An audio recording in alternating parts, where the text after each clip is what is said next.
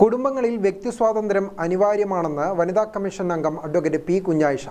കേരള വനിതാ കമ്മീഷന്റെ നേതൃത്വത്തിൽ കണ്ണൂർ ജില്ലാ പഞ്ചായത്ത് മിനി ഹാളിൽ നടന്ന അദാലത്തിന് ശേഷം മാധ്യമങ്ങളോട് സംസാരിക്കുകയായിരുന്നു അവർ. വ്യക്തികളുടെ താൽപര്യത്തെ ഹനിക്കുന്ന രീതിയിൽ കുടുംബത്തിനകത്ത് മറ്റുള്ളവരുടെ ഇടപെടൽ ഉണ്ടാകുന്നുണ്ട്.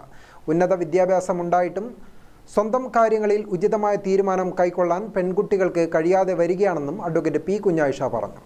വൈകാരികമായി മാത്രം പ്രശ്നങ്ങളെ കാണുന്ന പ്രവണതയാണ് കുടുംബങ്ങളിൽ കണ്ടുവരുന്നത്.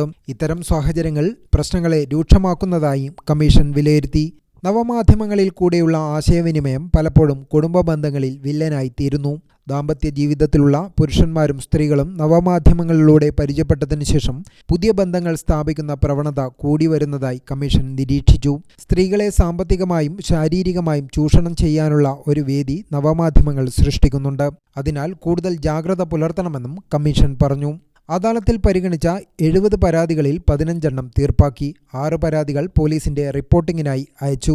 3 പരാതികൾ ജാഗ്രതാ സമിതിയുടെ റിപ്പോർട്ടിങ്ങിനായും മറ്റ് 3 ജില്ലാ നിയമസഹായ അതോറിറ്റിയുടെ സഹായം ലഭിക്കുന്നതിനായും അയച്ചു. 43 പരാതികൾ അടുത്ത സിറ്റിംഗിൽ പരിഗണിക്കും.